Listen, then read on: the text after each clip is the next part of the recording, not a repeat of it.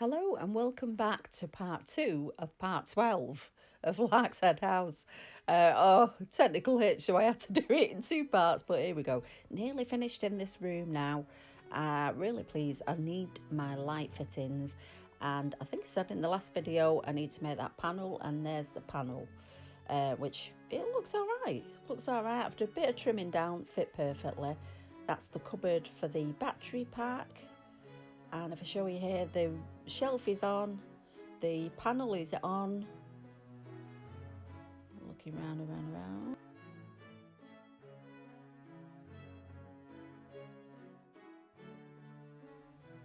I love that little fireplace. I'm pleased with it, and the battery pack cover is on.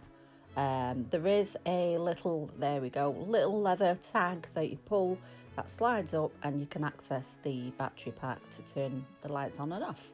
I do need to add some items to the shelves. It is an abandoned pharmacy, so not a working one, so it doesn't need too much. But first I do need to decorate the wall on the door that pulls out of the doll's house. So I'm using some of my favourite card, which is from tissue boxes. It's nice and thin, and I'm going to make strips to create a faux wood wall. So just cutting strips, eyeball it, it doesn't have to be mega even.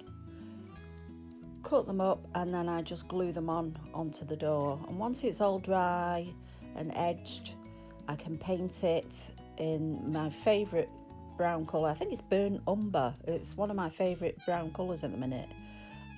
Just a lovely paint. So I do use as much of the cardboard as I can, because I do like recycling, and projects like this are a great way of recycling and giving new life to stuff that would normally go in the bin. So there we go, glued on. I trim it all off when it's dry, and then the edging goes on with, and that's made from some more cardboard boxes and painted, and I love the effect of it. It looks like it's old painted wood, and I'm really pleased with that. I do need some posters though, because this is what the customers would have walked past, and obviously they could have been selling cornflakes and the odd bit of dried goods, you know, like starch and a bit of cereal maybe. So I am putting posters up there, and I do end up putting a couple in the window as well, because that would have been the pharmacy window, and obviously it's a shop, you're going to advertise what you're selling. So I do put a couple in there, which I will show you at some point. So I'm just trimming them out, and because they're posters, I'm just going to glue them straight onto the wall. Now I could have aged them, and I could have ripped them a bit and all that, but do you know what, I wasn't in the mood. I think they look better just like that. They look alright. And excuse a little blob of glue on the end of my finger, that's not something hanging off, it is just glue. So stuck on, and they look really cute. But now I do need to make boxes, and this is one of the most fiddliest things I have ever done. And I do wonder why the heck I bothered while I was doing it, but I'm glad I did. It's one of them things. So I did spot these ledger pages, so I'm going to make like a pile of papers that I'm going to stick on the worktop to look like, you know, these are the old documents and things like that hanging around. Well, they're so cute. I mean, they're really detailed.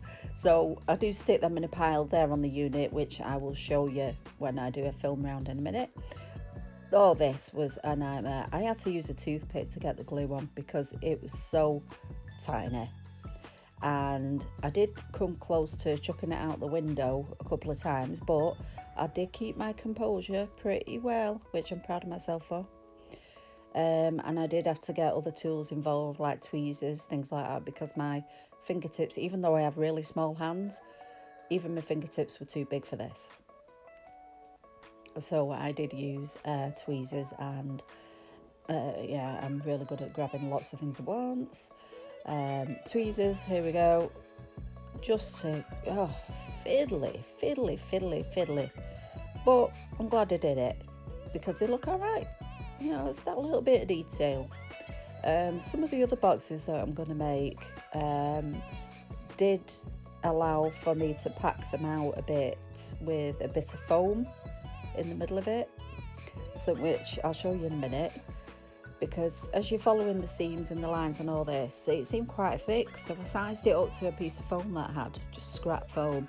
It fit great, so I just cut the foam down and I pasted the paper around that made it a lot easier. So that's the first little one, and then I go on to these bigger ones, and you can get some foam in some of these. It is important to fold all the seams over, because otherwise you're going to have a nightmare gluing it together.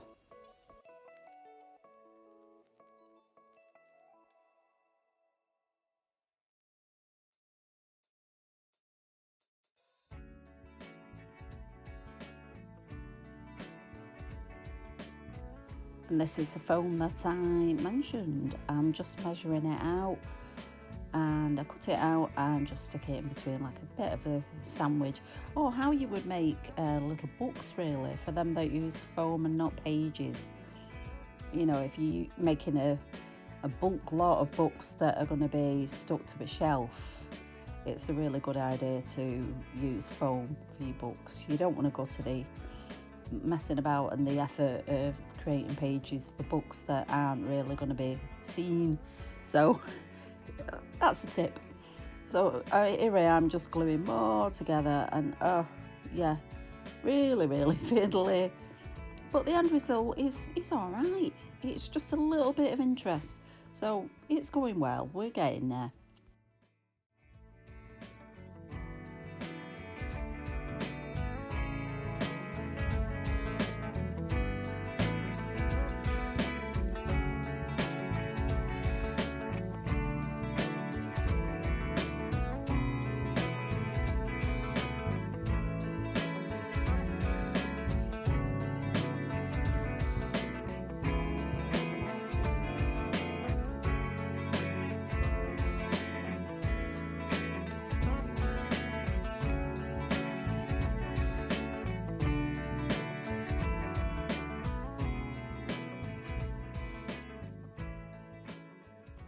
I'm really pleased with myself this week. Just a bit of random chat here.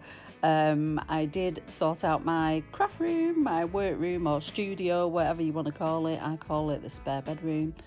And what it was is I did a room swap with my son, and everything was just kind of flung in. And I had so much to do at the time that I didn't have time to actually organise everything. Well, it took me about 4 or 5 hours. I did it. There are the boxes, yay! Thank goodness that is over.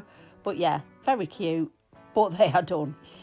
In other things, I've also been making angels with resin. So pour resin into a mould and then nice paint effect over the top. I'm going to use them in future projects. That one does look a bit suspicious.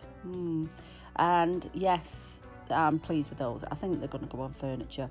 I made a little door handle out of a bead spacer and a bead, and that looked really cute, so I had to show you that. So the posters are up, and this is a picture of the boxes in place in the pharmacy and the ledger on the unit there. I put a sign up showing customers the way to the pharmacy, or would have been. And there's the front door. I made some little gnomes, and it had to have a gnome. I just decided. So thank you so much for watching. This is the end of part 2, and I really hope to see you next time. Please comment, like and subscribe, and I'll see you again. Thanks, bye.